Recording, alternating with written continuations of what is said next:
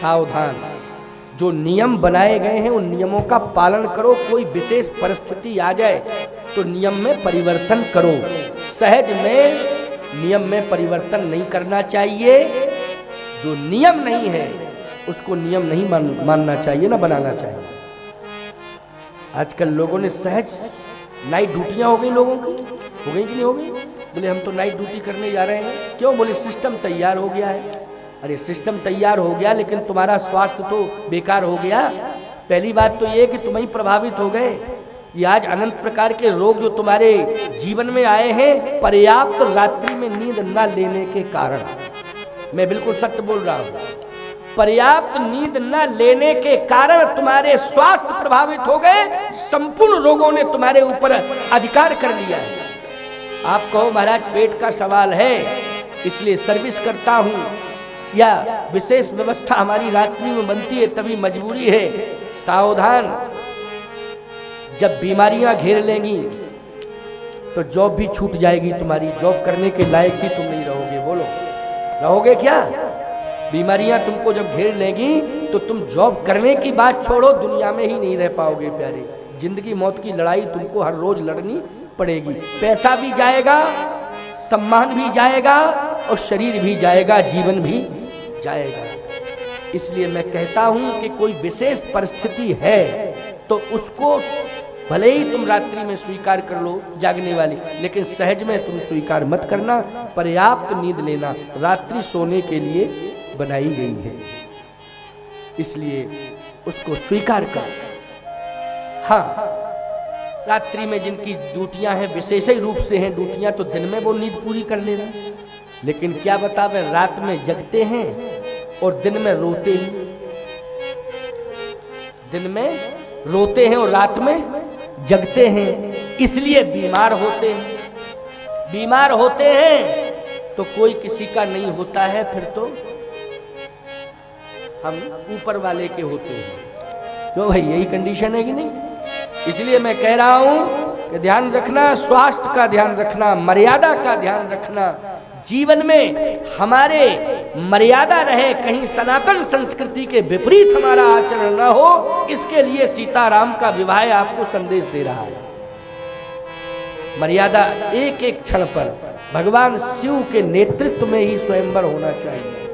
लेकिन गुरुजी आज्ञा दें तब ना, तो गुरुजी आज्ञा कैसे दें? क्या डायरेक्ट भगवान राम कह सकते हैं? लेकिन नहीं, गुरुजी भी देखिए क्या भूमिका बनी। भगवान श्री राम गुरुदेव के पास है। अब भगवान राम ने गुरुदेव की सेवा भी की। सेवा करके भगवान राम ने गुरुदेव को सुला भी दिया। तो गुरुजी ने विश्राम भी कर लिया, और जैसे ही विश्राम करके ब्रह्म मुहूर्त में गुरुदेव जी जागे।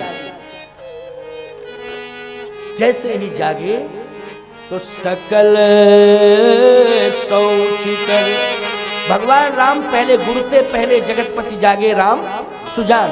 गुरुते पहले, गुरुजी से पहले तो राम जी। सकल सोच करी जाए नहाए, नित निवाहे गुरु ही सिर लाए। जैसे भगवान स्नान आदि करके आए तो गुरुजी को प्रणाम किया। तो गुरुजी स्नान करके बैठे थे। जब स्नान किए बैठे थे, भगवान ने प्रणाम किया तो विश्वामित्र जी ने कहा क्यों राम? अब मिथिला में आ गए, स्नान भी कर लिया, अब पूजा के लिए बैठे, तो यहाँ पुष्प आदि, तुलसी पुष्प फल, ये कुछ है ही नहीं। और जब ये सब है नहीं तो पूजा कैसे होगी? हम यही बैठे बैठे सोच रहे कि अब पूजा कैसे होगी। तो भगवान राम बोले मैं हूं ना गुरुजी। अरे तुम तो हो, लेकिन जहां से तुम आए हो वहीं से हम आए हैं। अब अपरिचित नगर तुम्हारा, अपरिचित नगर मेरा। अब हमें पूजा की सामग्री चाहिए, या तो जनक जी को व्यवस्था करनी चाहिए थी, और यदि जनक जी ने व्यवस्था नहीं की है तो बिना व्यवस्था के पूजा कैसे होगी? कम से कम तुलसी दल तो होना चाहिए। अगर फूल मिल जाए, फल, तो कहना ही क्या। भगवान राम बोले गुरुजी सही बतावें आपको, यहाँ इतनी अच्छी फूल वाटिका है, अगर आप कह दें तो हम आपके लिए वो फूल ला दें, तुलसी भी ला दें, फूल भी ला दें, सारी सामग्री। बहुत अच्छी बात है। तुम्हें कैसे पता कि यहाँ फूल वाटिका है? तुम्हें पता कैसे है ये बताओ, पता किसने दिया कि फूल वाटिका है? भगवान राम ने, झूठ तो बोलते नहीं है प्रभु राम, झूठ नहीं बोलते। देखो एक आदत है, चाहे जैसा संकट आ जाए, धर्म संकट, झूठ नहीं बोलेंगे। भगवान राम बोले गुरुदेव जैसे ही मैंने ध्यान लगाया तो मुझे भी इन्हीं वस्तुओं की जरूरत पड़ी, क्योंकि स्नान करके मैंने ध्यान लगाया ना, जैसे ही नेत्र बंद करके ध्यान लगाया तो जिन वस्तुओं की आपको जरूरत उन्हीं की तो मुझे भी जरूरत है, क्योंकि मैं भी तो पूजा करूं, आपकी ही पूजा करूं, लेकिन आपकी पूजा में भी तो फूल चाहिए। तो जैसे ही मैंने ध्यान लगाया तो भगवान शंकर ने मुझे बताया कि यहाँ फूल वाटिका है, उसमें सब उपलब्ध है, चिंता करने का। अच्छा झूठ बोले नहीं, बात सही है कि नहीं? अच्छा बताया किसने था ये, जल्दी बोलो। शंकर जी ने बताया कि नहीं? अच्छा शंकर जी ने अगर बताया है तो गुरुजी शंका करेंगे क्या? जल्दी बोलो।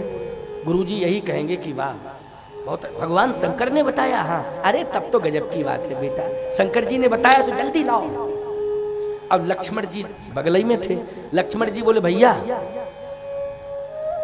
भैया, हाँ बोलो क्या बात है? ये सामग्री लेने के लिए तो मैं ही पर्याप्त हूँ, मैं छोटा भाई हूँ, आप यहीं रहो, मैं जाता हूँ, अभी जाता हूँ। ये तो मैं सेवक हूँ ना, सेवक, मुझे ही जाना चाहिए, सेवा करने के लिए तुम्हें आया हूँ।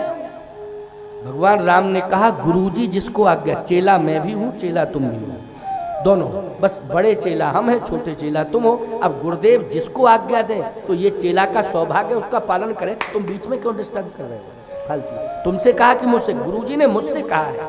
हाँ ये बात अलग है कि तुमको चलना है तो मेरे साथ चलो पीछे पीछे, लेकिन इसका मतलब ये थोड़ी होता कि गोल्डन चांस है उसको ही तुम गायब कर दो। ये मौका, गोल्डन चांस का मतलब गुरु की आज्ञा, गोल्डन चांस। बोलो गुरु की आज्ञा का अर्थ क्या होता है? Golden chance. ये गुरुदेव की आज्ञा, ये सौभाग्य, मुझे सौभाग्य ही गोल्डन चांस है। ये गुरुदेव की आज्ञा पालन करने का सौभाग्य अगर मिल रहा है, इससे बढ़िया गोल्डन चांस और दूसरा कोई हो नहीं सकता है। इसलिए ये चांस, सुंदर सुअवसर, इसी का नाम है सुंदर सुअवसर, अगर ये मिला है तो लक्ष्मण मुझे पालन करना चाहिए, तुम भी मेरे साथ चलो। लेकिन ऐसा नहीं है कि ये आज्ञा मुझे मिली और तुम पूरा करने जाओ। ठीक है भैया तो मैं चल तो सकता हूँ, हाँ साथ में चलो, कोई दिक्कत नहीं, साथ चलने में क्या दिक्कत है, चलो। गोस्वामी जी कहते समय जान गुरु आय सुपाय, समय जाने गुरु आय सुपाय, समय जान गुरु आय सुपाई, समय जाने गुरु आय सुपाय, लेन प्रसून चले दो भाई, लेन प्रसून चले दो भाई, लेन प्रसून चले दो भाई, लेन प्रसून चले दो भाई, लेन प्रसून चले दो भाई, लेन प्रसून चले दो भाई, लेन प्रसून चले दो भाई,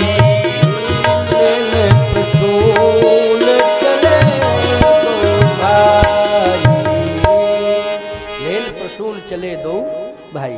गुरुदेव समय जान गुरु आयुष, बोलो मर्यादा है कि नहीं? गुरु आयुष पाई, गुरु जी की आज्ञा मिली, चल दिए। अब इधर गौरा पूजन के लिए सीता जी कैसे चले? तो चतुर सखी का भेष बनाकर भगवान शंकर सुनैना जी के पास पहुंच गए। देखो किसी की बेटी का विवाह होता है तो महिलाएं आती ही आती हैं, आती कि नहीं आती? और महिलाएं अपना अपना सुझाव भी देती हैं, ये नियम है। क्यों तुम्हारे यहाँ है क्या ये परंपरा? सबके यहाँ वो तो परंपरा है ही है। तो महिलाएं सुझाव भी देती हैं। तो चतुर सखी का भेष बना करके भगवान शिव पहुंच गए हैं मैं सुनैना जी के पास, और कहते हैं कि बेटी का विवाह है, एक काम किया जाए। क्या? क्योंकि विवाह में देवी देवताओं का पूजन होना चाहिए, क्योंकि ये मांगलिक अवसर है, इसमें देवता सब मंगल करें, देवताओं के द्वारा रक्षा हो, इसके लिए देवी देवताओं का पूजन होना चाहिए। तो मेरा एक सुझाव है, हाँ, क्या सुझाव है? सुनैना जी ने कहा, गौरा जी का मंदिर है, बड़ी प्रसिद्धि है, आपके ही राज्य का है और आपका ही है वो, लेकिन बड़ी प्रसिद्धि है। मैंने तो बहन इतना अनुभव किया है वहां कि जो मांगा वो मिला मुझे। अब क्या करें, हैं तो पार्वती जी, शंकर जी अब कह रहे हैं, तो अब वो तो भूमिका बनानी है ना, उनको भूमिका बनानी है। जो मांगा सो मिला। कभी कभी ये होता ही है कि पत्नी की प्रशंसा करनी ही पड़ती है पति को, क्यों भाई, करनी पड़ती है ना, और प्रशंसा हो जाती है तो फिर कहना ही क्या, वो लोग कहते हैं साहब संतुलन बना रहता है, संतुलन बना रहता है। अच्छा, प्रशंसा करने में कोई दिक्कत नहीं। जैसे पत्नी का स्वभाव अगर तेज है तो जितने लोग घर में आए तो यही कहो, साहब हम बड़े भाग्यवान हैं, पत्नी बहुत सरल मिली मुझे। तो कम से कम स्वभाव बदलेगा कि नहीं बदलेगा? निश्चित रूप से बदलेगा स्वभाव। अगर तेज, ये मत करो, शिकायत मत करो कि जो आया क्या बता रहे हैं, हम बहुत परेशान हैं, पत्नी बहुत तेज स्वभाव की मिली, अब क्या ना, गलत बात है। इस तरह से नहीं, नहीं तो और विस्फोट होगा, और विस्फोट होगा, तो संतुलन बिगड़ता ही जाएगा। जो भी आवे, और कैसे हैं आप, क्या सब भगवान की कृपा है, बहुत अच्छा है ठाकुर जी, पत्नी हमको बहुत सीधी मिली, बड़ी सरल मिली। सुन सुन करके कम से कम बुद्धि ठिकाने तो लगेगी, लगेगी बुद्धि ठिकाने की नहीं लगेगी? सोचेगी कि इतनी प्रशंसा, मेरा पति इतना तेज होने के बाद भी सरल बता रहा है, तो परिवर्तन आएगा कि नहीं आएगा? निश्चित रूप से परिवर्तन आएगा, है ना। अगर पत्नी कंजूस है और तुम उदार हो, तुम उदार हो, पत्नी कंजूस है, तो जो भी आए घर में यही कहा करो, साहब हम तो इतने उदार नहीं है, लेकिन पत्नी बड़ी उदार मिली मुझे। अपने ऊपर दोष ले लो, समझ लेंगे, उसको गुण से जोड़ दो। हम तो इतने उदार नहीं है, हमारा इतना, लेकिन पत्नी हमको इतनी उदार मिली कि किसी काम में दान करने में मना ही नहीं करती, वो मना ही नहीं करती है दान के लिए प्रेरित, तो कम से कम उदारता आ जाएगी, निश्चित रूप से परिवर्तन आएगा। होना चाहिए, थोड़ा बुद्धि से संतुलन बनाने की कोशिश करो, क्योंकि आप जो भी संतुलन बिगाड़ रहे हैं घर परिवार का, चाहे स्त्री हो चाहे पुरुष हो, मैं सबकी बात कर रहा हूं, अविवेक के कारण और शब्दों की संकीर्णता के कारण। शब्दों से उदार बन जाओ, क्या दिक्कत की बात है साहब, शब्दों से ही तो उदार बनना है, शब्दों से उदार बन जाओ, शब्दों से संकीर्ण मत बनो। शब्दों की उदारता ही आ जाएगी तो संतुलन आज नहीं कल, कल नहीं परसों नहीं, बरसों में बन जाएगा, बनेगा जरूर, लेकिन इसके लिए विचार करना पड़े। कथा यही तो आपको प्रेरणा देती है।